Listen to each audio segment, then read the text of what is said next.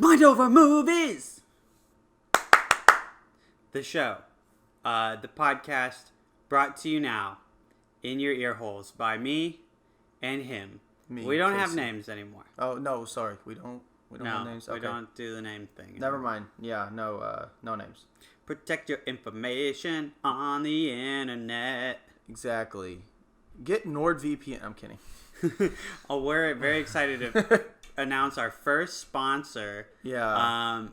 Raytheon, the missile company that never quite quits.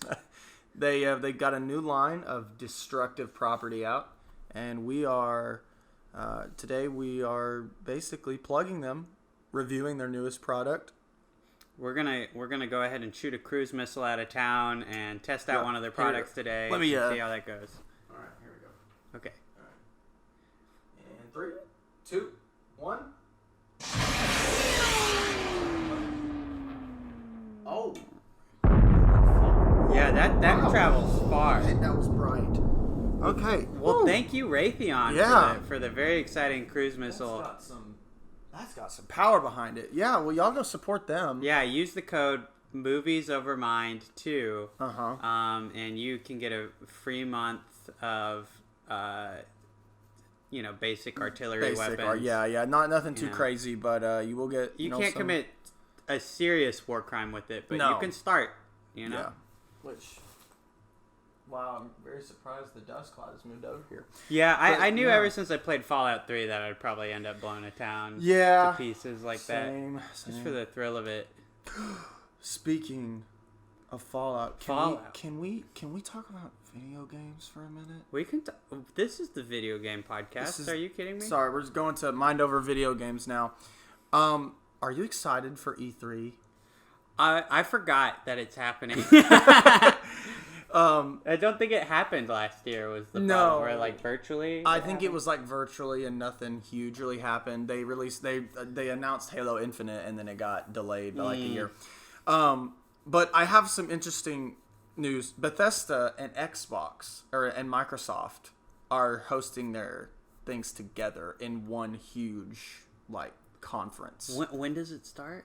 June 13th. Oh, okay. Don't know the specific time yet. But there's some crazy shit happening. Okay, now let me talk to you a little bit about y'all gamers out there.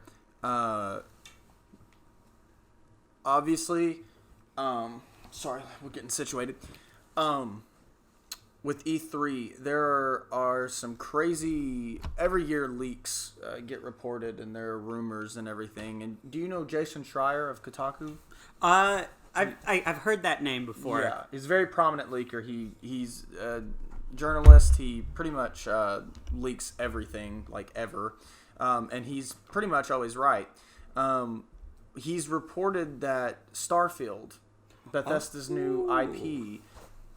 It's crazy because everybody that I was watching on YouTube. Here, I'll stop talking for a second so we can. Yeah, there we go. Yeah, we have it. All right, we have it. Everybody's reporting was saying that Starfield was aiming to have a late 2021 release, like a fall 2021 release, and that it was almost done and they were just polishing it, like it was playable last year, but they're polishing it. Then Jason Schreier comes out and says, no, the game's nowhere near done, and it's coming out late next year, but they're showing it at E3 this year, and people are like, what the fuck? But then also with, this is my wishful thinking and hopeful dreams, but with Bethesda Microsoft acquiring Bethesda, Obsidian, and In Exile already under Microsoft's wing, you got all the original creators of Fallout. Oh, yeah. And everybody's thinking, come together and make the ultimate Fallout game.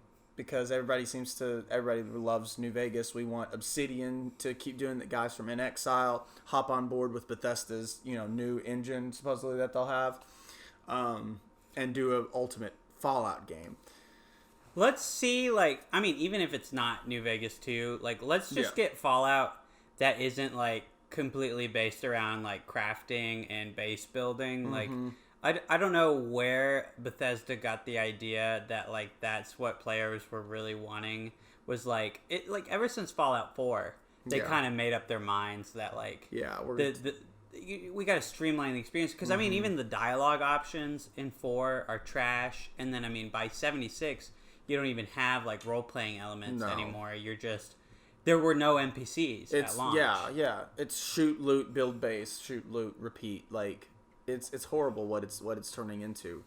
And I just hope that will be remedied. And I'm crossing my fingers that they'll just even announce that it exists, like that a new Fallout game, a new IP exists, but not a new IP, but a new Fallout IP. And apparently, we're not even going to get the Elder Scrolls 6 until like 3 more years. Oh, damn! So they're like really working on 6. Yeah. Or they just haven't started it, and they like totally announced it way too early 2 years ago at the 2018 E3 is when they announced. Think about this, Isaac. Even if COVID did halt pretty much every single game industry's like, production, and it rearranged their timeline. They announced the Elder Scrolls 6 in 2018. It is 2021. The last Elder Scrolls game was in 2011. Yeah.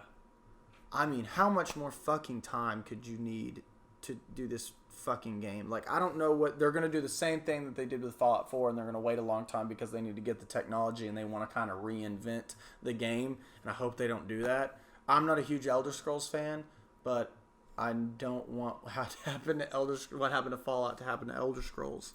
I feel like Bethesda treats Elder Scrolls better because that's their own baby. Like, they actually made that franchise, right.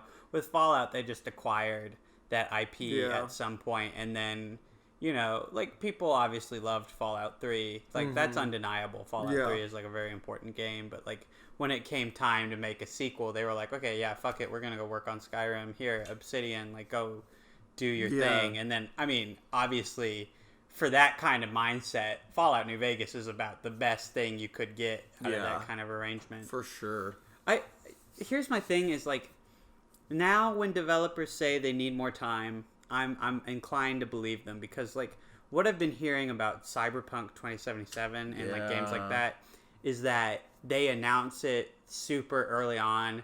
They don't actually start production on it though after they announce it. Like, Cyberpunk got announced in 2013, but they didn't start development till like 2016. But even then, they weren't fully working on Cyberpunk until like 2018. Yeah, that's just fucking crazy. And they said they needed 2 more years. Like 2022 is when that game was going to be ready.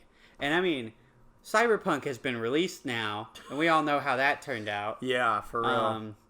So like, I don't know. I don't mind if they take like their time because there's other games and other distractions that'll come out in the meantime. Like, I really do think that Bethesda has to get Elder Scrolls 6 right, because their reputation has already tanked so much over the past few years. Like, 4 and 76 just did so much to ruin everything they've built. Like, I do think they're a bit of a laughingstock right now. They are. I think they gotta do their E3 showcase better be a huge blowout this year though, because everybody's for some reason banking on Starfield. They think it's gonna be like a huge and amazing game, even though we know nothing about it. I think it's just optimism. There's not a lot of new IPs that come out a lot with like the open world RPG like genre, and like the ones that do come out are hit and miss often. Like, we're always hoping that there's going to be the next big like franchise, and maybe Starlink is going to be, well, not Starlink, Starfield. Yeah. Like, maybe Starfield will be that one. And I mean, with Bethesda, they've had solid games in the past, and I think people are just hoping that they'll make more of an Elder Scrolls 5 rather than a Fallout 76 when it comes to this game. A kind of memorable experience. Yeah, for real. Yeah, I hope they do. And I can't speak for the rest of the games that are supposed to be shown at E3. I don't know a whole lot. I really stick to story-driven RPGs, so Bethesda is really in my lane / most of the stuff. Some of the studios, what Microsoft is doing. I know Deathloop is coming out, and then Arcane's got a new game coming out. Ghostwire Tokyo, that's all under the Bethesda umbrella as well, but not directly Bethesda. So I'm excited for all those. I'm excited to shoot some people in video games. I'm pretty excited as well. I kind of haven't been as good of a gamer this past year as I have been before. So I mean, it would be nice to get back into some serious gameage. I want to get a PS5 this year. That's my big goal. Right. I mean, if they are ever available anywhere. That's crazy. Like, even the Xbox. You can't find the new Xbox anywhere. Like, nothing. No. People just, like, scalp the shit out of those consoles. You can't even buy PC parts right now. Yeah, there's, like, a shortage. Yeah. I don't know what we need to do to, like, fix that. Either. I guess what we have to do is we have to invest in, like, the meme stocks to the point that we're rich enough to buy scalped parts. Yeah. Are you... Sometimes on Mind Over Movies we get douchey and we get into finance stuff. Yeah. But, like, Casey, are you in any stocks or Dogecoin or anything right now? I don't have any money to be in it right now. I went on vacation and spent all my Doge money. That's what I use Doge for. You use Doge money to go to Florida. Yeah, which it was worth it. But, I don't know what to invest in right now. I haven't been paying attention, and I don't want to get burned. I know that AMC did really well, and you were in AMC. AMC, I got it at just the right time. I mean, like, there was a time I could have invested before, and I didn't. But then I got in, like, as it was starting to blow up, and then I got out recently. But I doubled what I invested, essentially, and it was nice. So now I'm doing something kind of dumb, like Wall Street Bets on Reddit. They're really pushing for BlackBerry to be the next stock.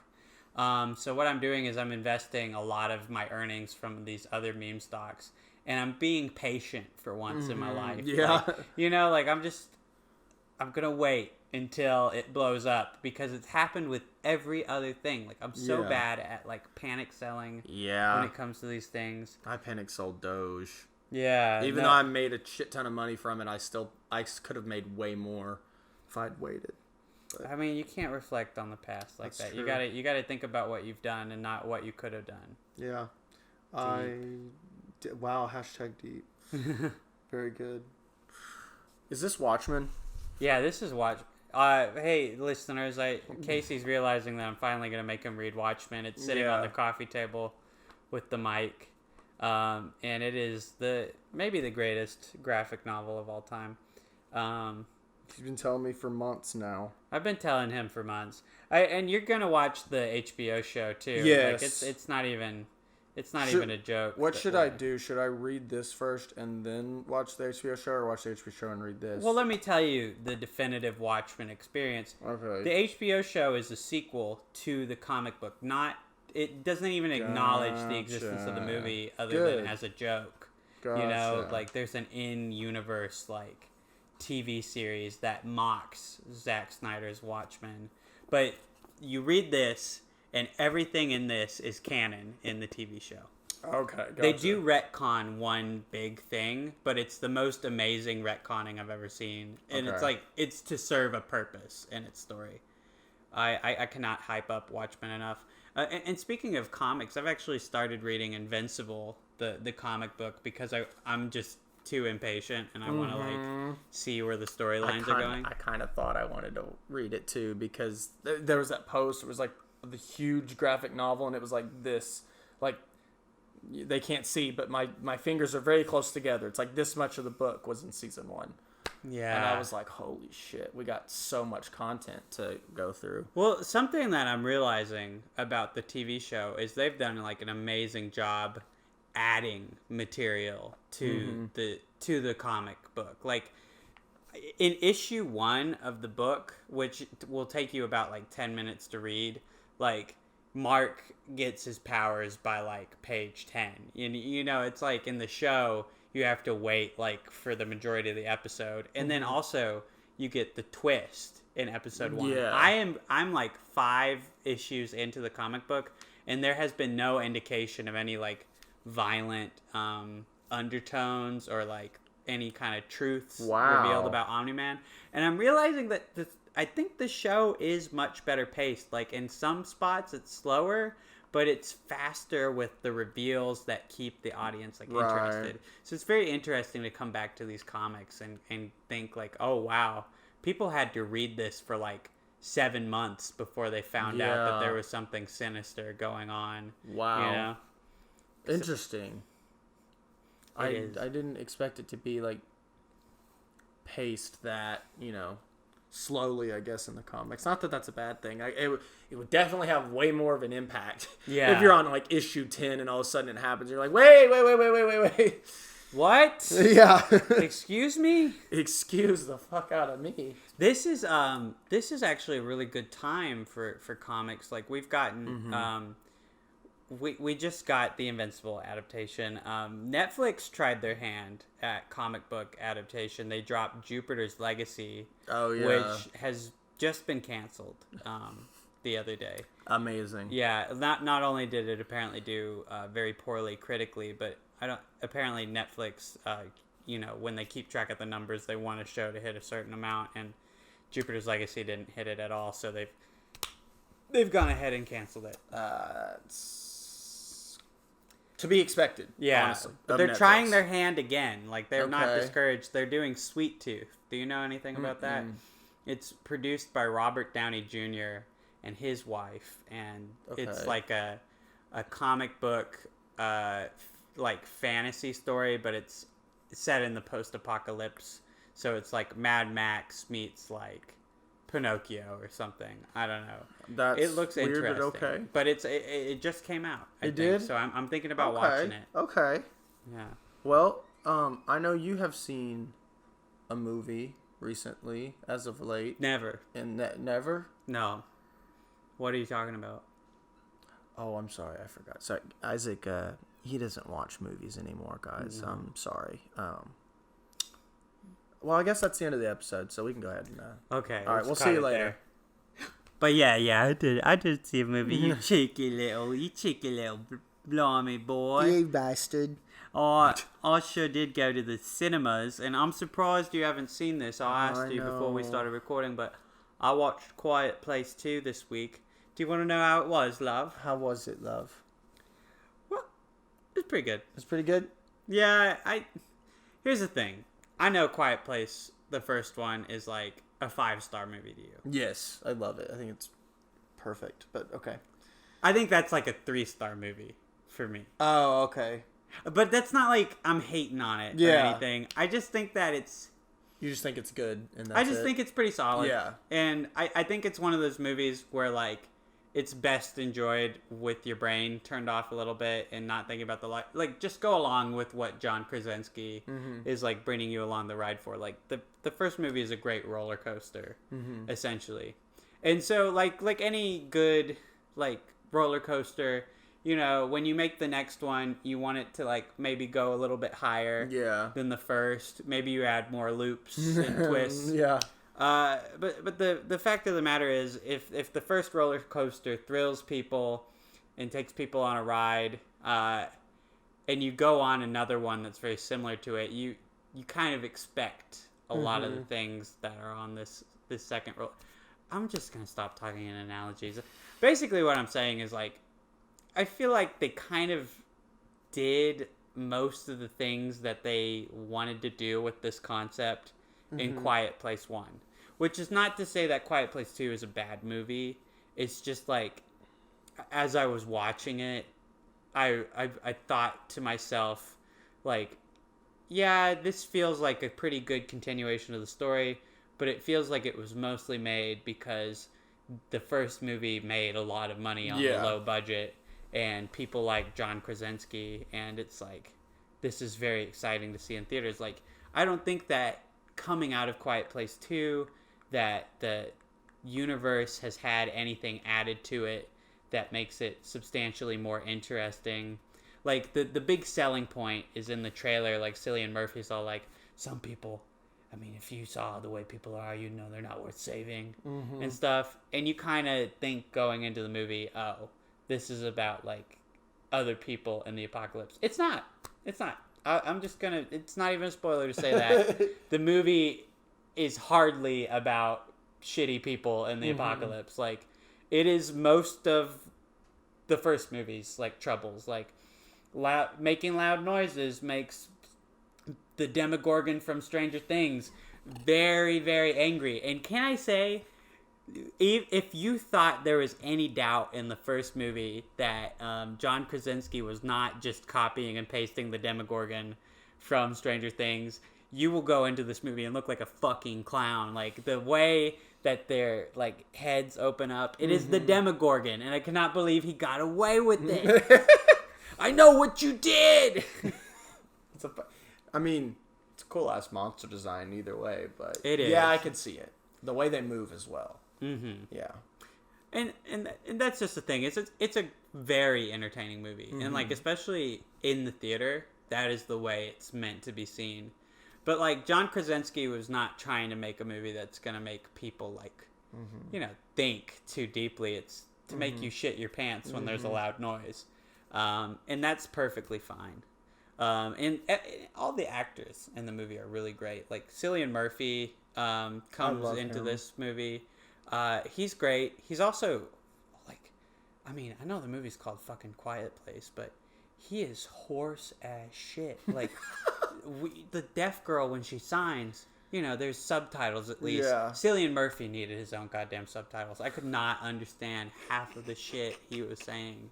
I cannot stress that enough. Like, he sold it because it looks like he's feeling whatever he's saying. What he was saying? I don't know. I don't fucking know. That's funny. I don't know. I'm still excited for it. No, you should be. I think Krasinski's a good director. He didn't even want to do a second one. Oh, yeah, I can tell. Yeah, he didn't. And then they were like, but John, it's gonna make us a lot of fucking money. And he was like, okay.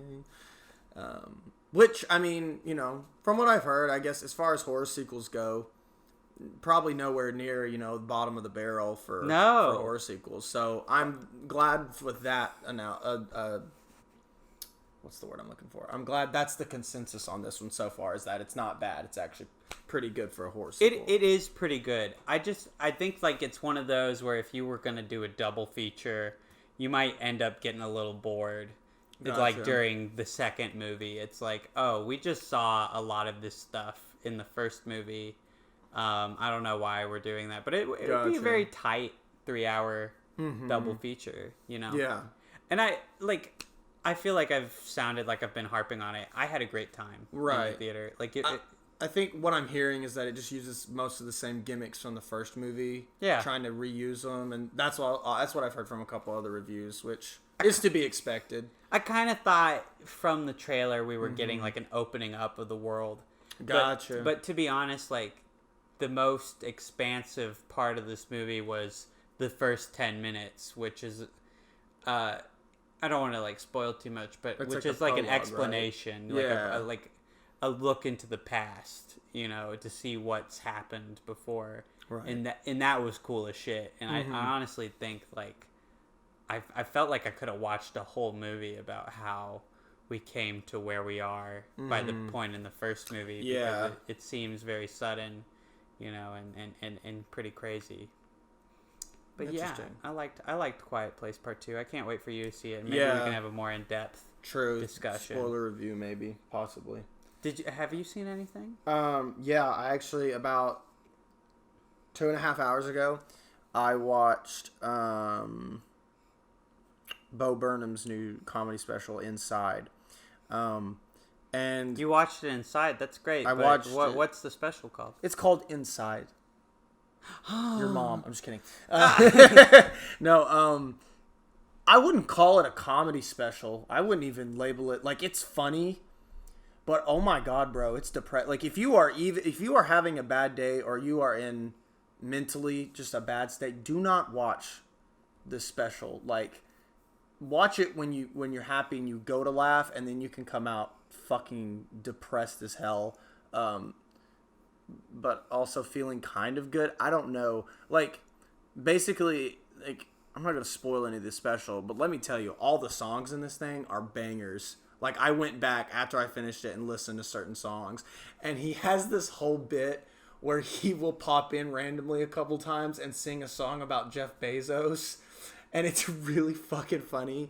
But like, it's literally just watching somebody who's very like creative and like just needs to be creative all the time losing creativity like slowly. But like the whole thing's super creative. I mean, he did it, some of the stuff he pulls off just by himself. You know, he did this by himself, wrote it, did all the songs, bought a camera, lights, did all that shit, edited it even. It's insanely well done, you know, for just him doing it. But like the whole like thesis of it is like what happens when creatives, I guess, are like forced into a space and they can't. I mean, you can go outside, but like during, you know, especially when he started it kind of earlier in the pandemic, it was really like you didn't want to go outside. And he kind of just slowly deteriorates like through the special, and like him doing this project becomes like a thing to where he doesn't want it to end, and he starts fearing it ending, and he like has like, it's just like you just gotta watch it. Like I'm not, it's so tragic that it's called a comedy special. I think it's honestly could be just his like second movie from like, he did 8th Grade, you know, this is his like next directorial movie. It's fucking awesome. I give it 5 out of 5. I absolutely loved it. I was literally already crying like 20 minutes into it because I was like, bro, what the fuck are you doing? A lot more depressing than I thought it was going to be. Wasn't really about the pandemic either, which I know on our last episode we had said we don't want the whole shtick of like being stuck inside. Like, we've already done that. We don't want to see more about that. I don't think he made it like to be about the pandemic at all. It's really about him and about mental health, and which is crazy because like it just, you go in expecting one thing and you get something else, and which is awesome every time you experience that feeling. But with this, it's really fucking something, man. I highly recommend this to everybody. I think it is really fucking good. There were no moments where I just busted out, you know, gut belly laughing, but it's just, he's so smart in his comedy, and he knows the culture. Like, even though he's older than us, he knows our culture, and he knows how to counter it and to also make us laugh about it. I just think he's amazing, and this special is really something. I liked it a lot. Yeah, I've heard a lot of great things about it, which definitely makes me go back and cringe that I said like, oh, you know, it looks bad. But I mean, we're not all. Oh no, we're obviously. we can't get everything right with our predictions. Like, I don't know. I feel like I've been surprised so many times when something's come out and people have been like, oh, that's actually like really, really good. You know. I mean, I think it's interesting to see what we think about something. We did the same thing with Zack Snyder's Justice League. It's interesting to see what we think when we just see the concept and just see a trailer, and then we actually watch it, and then we're surprised.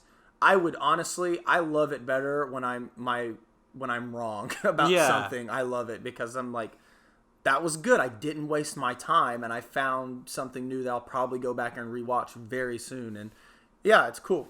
So I definitely, like, I've noticed over the years, like, whenever I like am skeptical of something, that's like my favorite mindset to be in, because people can tell me whatever, like, oh, I think that actually looks good, and I'll be like, yeah, fuck it, that looks bad. And like, when I'm proven wrong, I'm genuinely like filled with joy. I'm like, this is so exciting. And I mean, even if it's not that great, like, that's the thing, is I don't think Zack Snyder's like Justice League is a masterpiece or anything. But I'm so happy to see that, like, it entertained me. It really did. And for the full 4 hours and everything, which I, you know, famously, I was like, not famously, just like, I was very outspoken that I thought that sounded like a horrible idea. Like, who the fuck is going to sit down and watch a 4-hour movie? Yeah. Or you said it sounded like torture. It did. And I agreed with you. And I was like, yeah, that's torture. Well, I know Zack Snyder. And nothing he's ever done had ever made me go like, oh, yes, this is great. Like, I remember watching 300 back in the day and thinking that movie was like a fucking eternity and hating it, which... That's only like an hour and a half or something like that. And it's 45 minutes if you take all the slow motion and make it real time. Yeah, I wanted it to be real time, and I needed those Spartans to stop being so freaking, you know, I don't know. It was just like such a man's man movie. Yes. Like I can see how in 2006 it'd be very popular, but like I don't think anyone like idealizes like the Spartans that way anymore, or like war movies like that. Like we were talking about last week. Yeah, feels like kind of movies, yeah. It's like a war crime. Yeah, literally.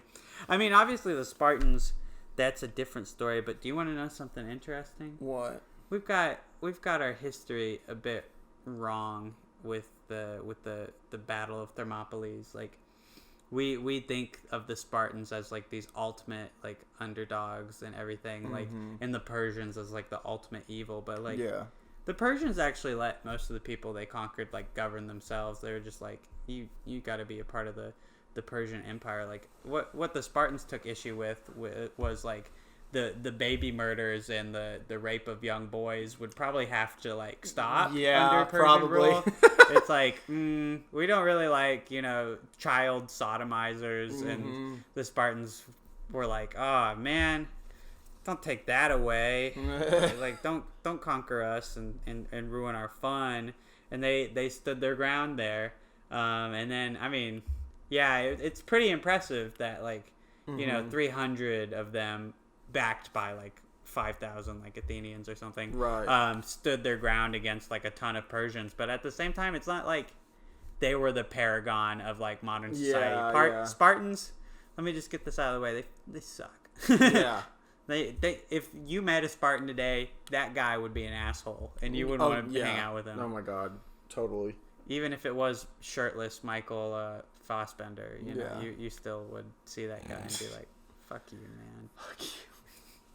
I don't think I want to meet anybody of any army in history. Like, no. Like, especially ancient history.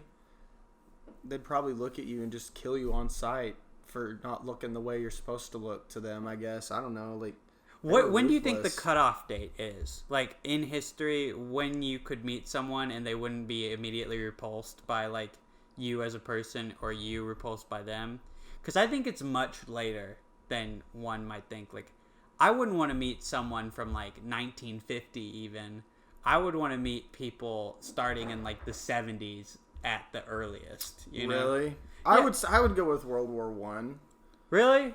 Yeah, because they wouldn't. I mean, there was rampant racism and horrible atrocities still going on even in America at that time. But I feel like if you met a soldier from World War I, they wouldn't immediately just jump to wanting to kill you like you would if you met like a Spartan or a fucking like what are those really awful fucking I can't think of them. Something about ancient history, I think. Romans. Yeah.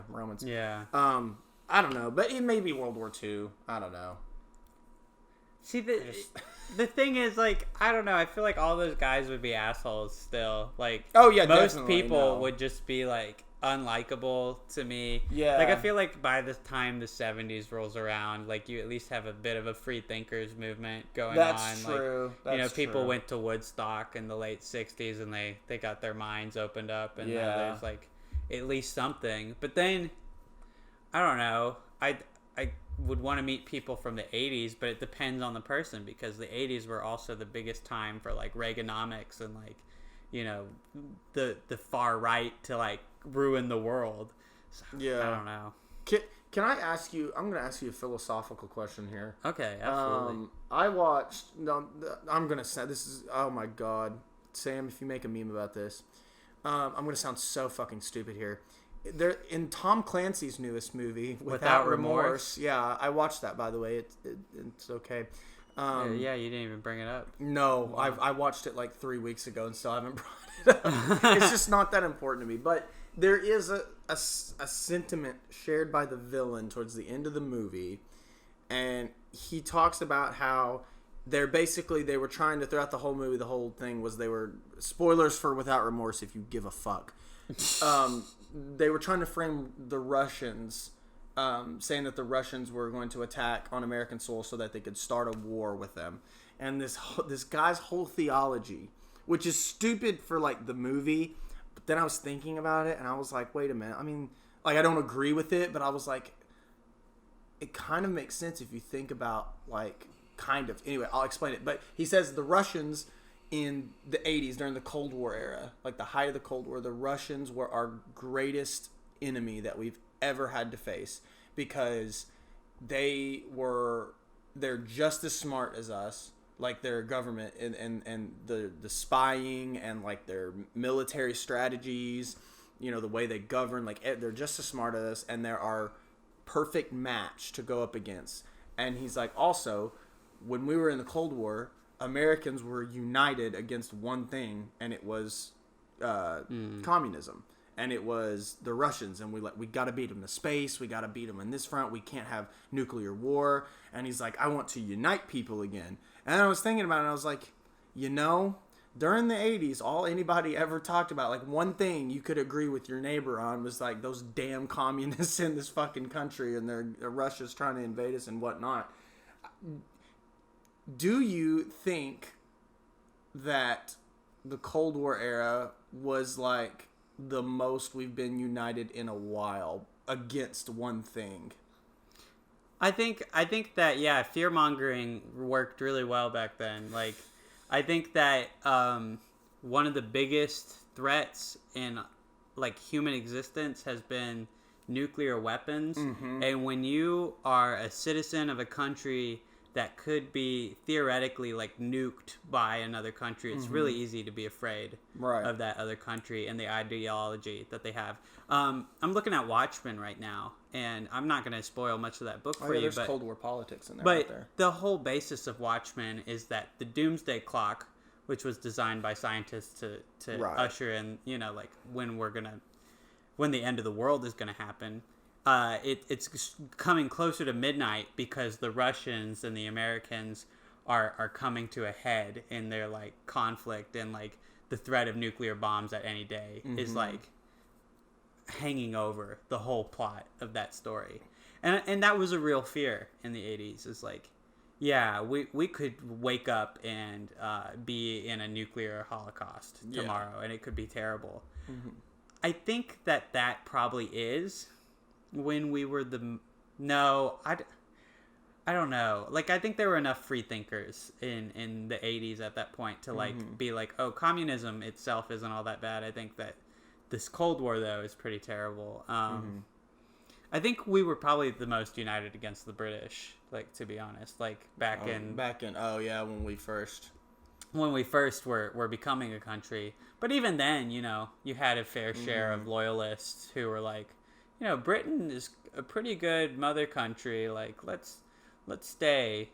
I don't know. There's always been division in America, but I think definitely the Ruskies were an easy villain. And that's something I've noticed in movies, too. Is, like, even though the Cold War has been over for, like, 30 years, like, Russians are still a go-to villain, and people, like, accept that, you know, without any thought. And it's because we've never really repaired that relationship, you know? Like, sure, Trump and Vladimir Putin were, like, really great friends, but, like, I think that drives disdain even more, because that's a mark of Russia actually fucking with our country. That's just like a pile of shit next to a pile of shit. Like, what do we do with that? Nothing. Like, they're probably one of the countries that I fear the most. I fear China, honestly. Like, their military, just like they don't. China, even though we do huge trade and huge business with China, China doesn't like us, and most government officials don't like China either. Not talking about its people. I'm not strictly talking about governments here. Yeah. Don't really like China. They never really liked us, and they have a million fucking reasons to just attack us any day. Which is why I think, does the Chinese get a lot of vilifying in movies? They don't get vilified in movies because, here's the thing. This is actually a really great mini topic to have right now. China has a lock on, like, the world box office. Yeah, this is why you're seeing things like John Cena have to apologize for calling Taiwan a country, because China does not recognize Taiwan as a country. They think it's part of their territory, and they refuse to acknowledge that it governs itself. And that's the thing, is like most movies made by like Disney or like the big studios are catering to China 100%. Like Disney will not include gay characters in their movie or explicitly gay characters in their movies because China will not show the movie and they'll lose millions and millions of dollars. You know, same thing with the posters with black people. Yeah, they won't show like Black Panther. The difference between the China and Chinese and American posters. The China poster had him with the mask on, and then the American poster just had Chadwick Boseman's face. And then Finn was completely taken out of the Chinese poster and the Star Wars posters for China as well. And this is where things get like tricky with the Chinese government, is like it will never be mainstream to talk about the problems with China in the movies because China is such a valuable market.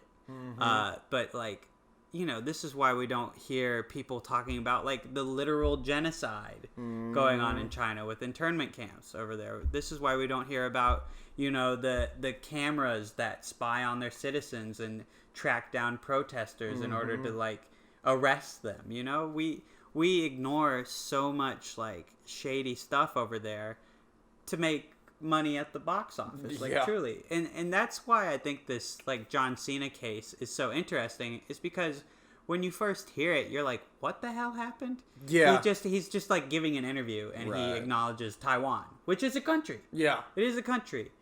But China like contacts who makes the Fast and Furious movies? What studio is that? That's Universal. Universal, yeah. China contacts Universal. It's like, you know, get your guy to apologize, or else Fast and Furious 9 isn't going to play in our market. And then we get this weird, like, in Chinese, like, in Mandarin apology from John Cena. And it's crazy, like, that they have that much influence over the box office. Exactly.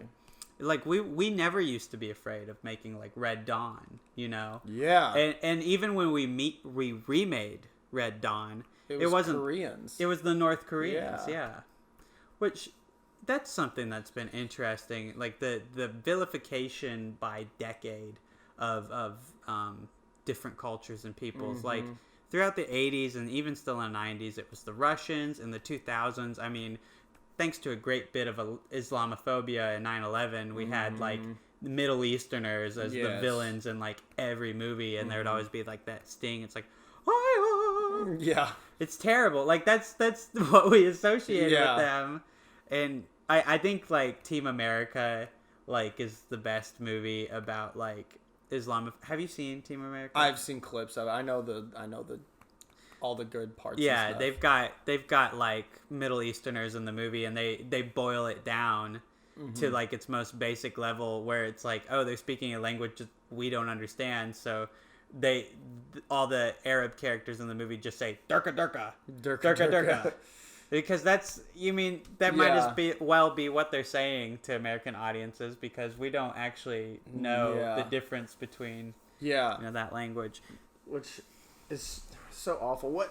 I think it's so interesting though, because if you I just like cinema history. Like, if you go back, you can trace real world politics into every single movie ever made, and why the villains of this movie, like, why they're German. It's like, oh, World War II and post World War II. Why were they Russian? This is the Cold War. You know, stuff like that, or just any like sort of competition that America's had with another country. It'll come out in the villains of the movie, especially noir films. I believe had a particular leaning towards German, fucking villains. Sorry, I'm losing my train of thought. They would always have like genuine 40s and 50s noir movies. Noir movies would be like, you know, the guy with the monocle, and he would talk in the German accent, even though he was a fucking American actor. I mean, sometimes they had German actors in America. Like the 30s, 40s, 50s / 60s was a wild time for cross. Like bringing actors from different countries into America to play in American Hollywood movies. we see that a lot now, but like you wouldn't think you'd see that back then, but you actually did. Like the guy from in Fritz Lang's M, like probably the first true thriller, greatest thriller ever made. Can't remember his name. It's Peter something. Peter Sellers? Maybe. Shoot, I don't know. Is he Grand Moff Tarkin? No, he's not. Oh, never mind. He was like, in that German movie, came over to America, and I'm pretty sure he played in Hitchcock's The Man Who Knew Too Much, and a couple other noir films, which, it's just interesting. But you can. Hardest thing I ever had to hear, freshman year, sophomore year of college, was Professor Keith Corson was teaching film theory, and he told us that every film was political. And I said, what the fuck are you saying? There are some apolitical movies. There are no apolitical movies. Any fucking schlop that tells you they're making something that's apolitical, it's automatically political because you're making it for political reasons by saying it's going to be apolitical because I don't want any of these subset of politics in there. Well, we know what your politics are, so therefore your work is political. Yeah. And, politics don't have to just explicitly be in movies, but it's how political the movie is made. For example, with The Magnificent Ambersons, fucking Orson Welles' second movie he ever did, he had a specific ending designed for it to where it was going to be like a downer ending. And the studio didn't like that, so he was on vacation. They burned all the negatives of the last 20 minutes of his film and reshot a newer, sloppier, shittier, happier ending. And we don't know what his original ending was because they released The Magnificent Ambersons like that. Oh, so God. Now that film's political because to understand why the movie ends like that, you have to be like, what kind of ending was that? Well, you just look up on Wikipedia. The studio fucking hated Orson Welles. They burned his original ending. Shit's wild. Shit's whack. That was what was so interesting about Mank to me, is that like half of the movie is about like trying to get this political candidate like elected. Yeah. And just like all of the shit that went into that. I don't know. Yeah, it's like, movies have always been very politically based, and something that counteracts what we were talking about, where we always vilify another country. So I think that some of the more interesting movies that come out look within. They look at our own country and our own failings, and that's a whole counterculture. I don't even know if it's a counterculture because it's also kind of a popular genre to talk about, like, oh, the American government is corrupt in these ways, and they're doing this. Like, I don't know why this is the movie that's coming to mind, but do you know Shia LaBeouf's like 2007 masterpiece Eagle Eye? I love that fucking movie. Eagle Eye actually slaps, and it's a sharp criticism of the Patriot Act. I haven't seen it since I was like 9, but that's okay. Let's pretend like I saw it yesterday. No, I haven't. Yeah. From what I remember, very like the American government monitoring us is like sharply criticized. Yeah. It's definitely like pointing the fingers at us rather than other countries. Like we are our own destruction. It's like that's great. That's so interesting. And there's even another movie I watched a couple years ago called like Eye in the Sky. Have you heard of that? Yeah, I've heard of it. I haven't seen it, but it's just like Aaron Paul from Breaking Bad. Yeah, has got to talk to his supervisors, of course, of whether they're going to do a drone strike on this house because a child is playing outside, and like the whole hour and a half is them going through the moral decisions of like drone striking a house with like a terrorist in it. Yeah. While there's like possible collateral damage that could happen, and like lives that could be lost in that. And it's very interesting. And I think those movies tend to be more interesting than movies that have like, a half-assed like Russian villain. Right. You know what? I'm going to bring it all back here. We don't have to talk about this for very long. This is just a thought I had. But talk about, with movies, we always pick a villain, mostly from another country, Russian, German, whatever. Now, as you mentioned, the response to sort of older Hollywood movies, villains, is more pointing the finger back at us, talking about our failings. What in the hell, I'm going to bring it back to video games here. Oh. What in the hell is Call of Duty's moral standing? What in the fuck do they believe in? I don't know, because it seems like they're flip-flopping between accusing the Russians of being warmongers, and then in some games they're like, oh man, the American war machine is like terrible. And it's like, I think the most like patriotic game series there is, like, oh yeah, we fucking love the military, like we love war. And then also the most like, man, war is fucked, the government's fucked, man, I can't believe it. Like I honestly can't tell you in the whole franchise where their politics lie. Yeah. But I mean, if you got into each game, which I mean, I haven't played all of the Call of Duty games. Have you played most of them? I've played nearly all of them, yeah. Well, let's go. Okay, Call of Duty, the original, the World War II. Very first one, obviously very against, the Germans. Like, we were like, I mean, that's the most justifiable war we've ever had is against Hitler. That's the Axis powers. Yeah, okay, so we can mark off, like, the first 3 Call of Duties. Yeah, they're all World War II games, and they're very basic. But Modern Warfare. Modern Warfare gets tricky because they fictionalize Russians basically invading or trying to attack America. It's Cold War politics in 2007 for some reason. So I guess kind of lies with the Hollywood theme of like, we're going to make the Russians the bad guy because we need a villain. But this was like the first sort of like alternate future Call of Duty that we had where they made up, the villains and they were Russian. So, gotcha. I guess, fuck if I know. Oh. Problematic, I guess, sort of. Yeah, I mean, there's that. I don't know. I actually, dirty confession here, I haven't beaten the campaign for Modern Warfare or even played it all that much. Gotcha. I watched my cousin play it in 2007. So anything I remember about it, which is mainly that nuke at the end. Yeah. I mean, that's cool. Yeah, I guess with 1, 2, and 3, it's all the streamlined story, and then the third one ends with World War III, and it's like another like Axis powers essentially. It's like Russia and a couple other countries, and then Black Ops. It's fictionalized, but it's set in the Cold War era. So I guess you could say it's justified then because we're fighting the Russians. I like how you just ignore World at War, just like get it out. Oh yeah, sorry. World War II. Well, no, World at War was set in the timeline right before Black Ops, so it was still the Russians. Ah. So it was no, I'm sorry. It was set in the Vietnam War. World at War? Yeah. There's a mission where I'm pretty sure you have to fight. Was it the Viet Cong that we were fighting, or were we fighting with the Viet Cong? No, we were fighting against the Viet Cong. Okay, you have to grab a flamethrower in one mission. Oh. And run through and just fucking flame. See, that's where I'm saying, like, what the fuck do they believe in? Because obviously Vietnam War, very problematic war. Yeah. There's a whole mission dedicated to you running around killing Viet Cong. I don't understand.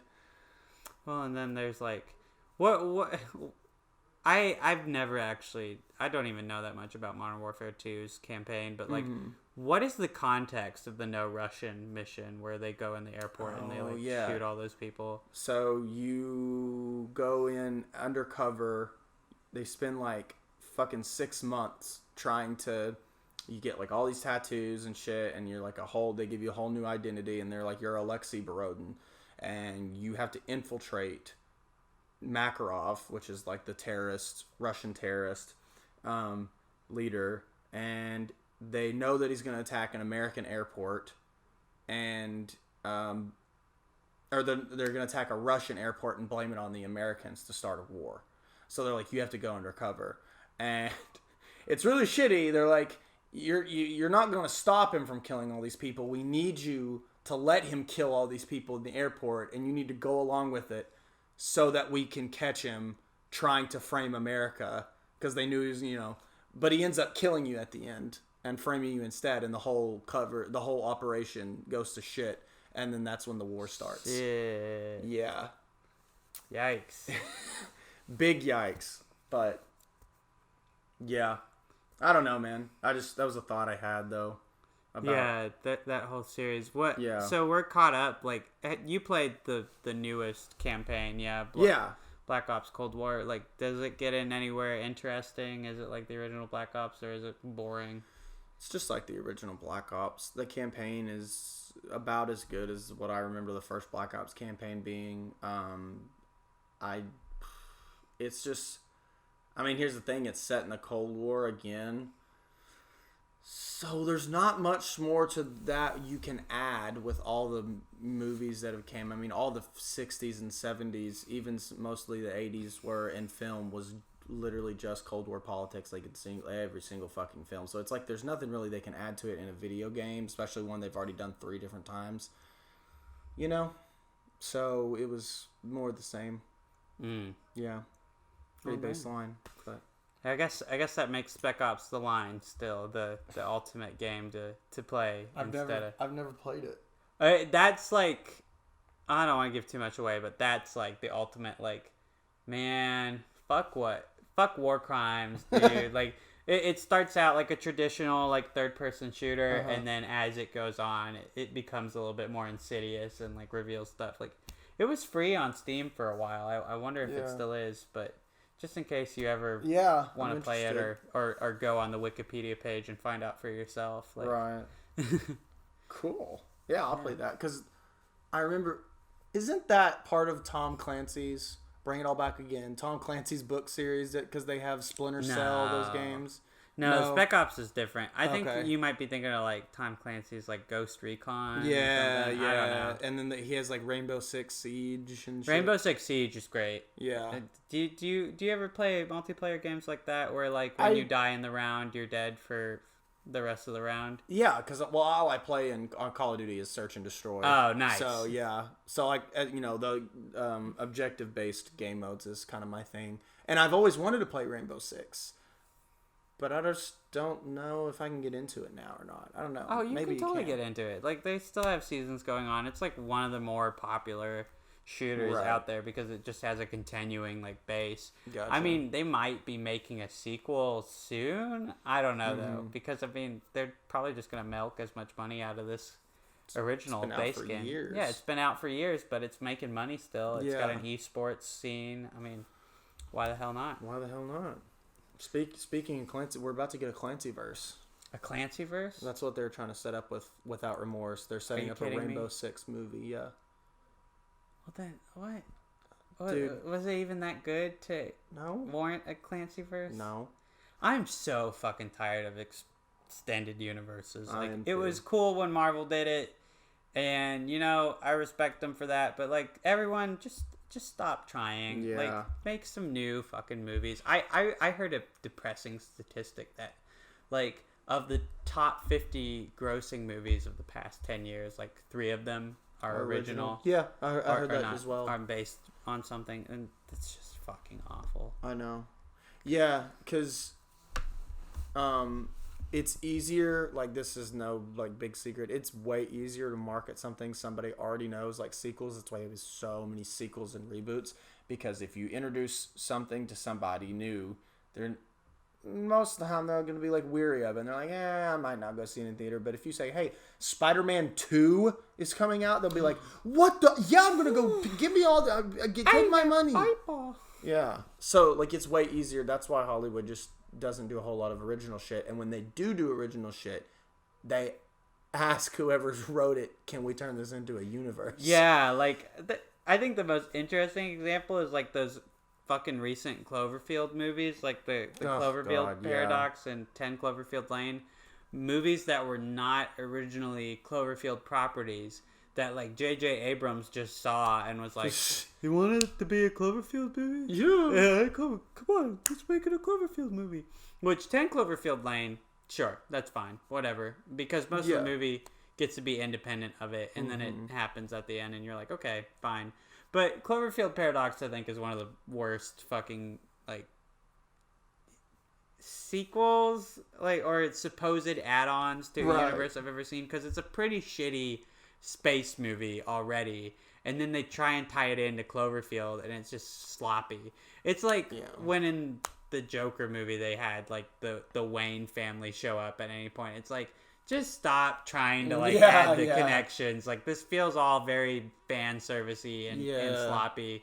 And I mean, obviously I'll save that discussion for when we watch Joker for this show, but I'm tired of it. Let's just go off and do our own thing. Yeah. God damn it. Let's make original programming. Y'all please support indie films. Like, please. Companies like Neon and A24, especially Neon because it's mostly Korean and international films, and please support them and watch their films, man. We're being taken over by Hollywood. Well, luckily, I mean, the thing is, with the movie industry expanding, we do have more people watching indie movies. It's just like, I do wish they got more popular more often. Like, I would love to see an original IP, like, in charge of the box office rather than, like, some random sequel or superhero movie. It's just, like, after a while, it's like, of fucking course you're making the most money. Like, whatever. It'll just be nice to have a box office back here in a little bit. Like, we have Quiet Place 2 dominating the box office right now, and I don't know. Cruella will probably also do really well. I think it is doing really well at the box office. Yeah, that's what I've heard. Yeah. So it's exciting to see what people like, and what does well. Like, I used to have an app called like My Box Office where you ranked what you thought was going to do really well at the box office. And you told me about that. Yeah, and then it would be like a game you could compete against your friends and like have like essentially a fantasy league where you see who got the most spots. Bro, we might be really good at that. Bro, we gotta get back into that. Let's fucking do it for the podcast every week. Hey, every week we'll give our box office predictions, and then the next week we can see if we were right or not. You heard it now, folks. It's a new segment. It's coming back. It's called Box Office Bitches. And Q&A really will come back. We just gotta gotta stop waiting so long to record. We've been bad, but we're recording. We are with a few days to spare this week, which makes us sexy and smart. Exactly. I would love to do another Q&A really soon. Yeah. Man, and I think we'll have our first guest soon. If we've been talking. If it works out, I think that maybe we could even do it this next week. Okay. Yeah, I'm thinking. Well, I don't want to give them away. No. But I think we might have our first two guests. Yes. At that, and they might even find out that they're being asked to do this by listening to the podcast. Who knows? Exactly. Well, and you know who you are. Do you want to know who it is? Maybe you should listen next week too. In addition to this week, tune in next week for our probably first guest spot on the pod. My brain's dying. The answer to the mystery box will finally come to fruition next week. Exactly. On Mind Over Movies. Tune in. Also, I'm pregnant, and I will reveal the father next week. Really? Yes. And you are...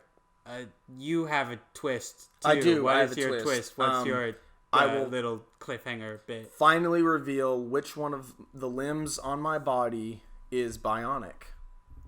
Shit. Yeah. All of that next week. All of it next week. Tune in. Fucking in, bro. Next week, bro. It's going to be hype. Yeah. Smash that freaking like button on Spotify.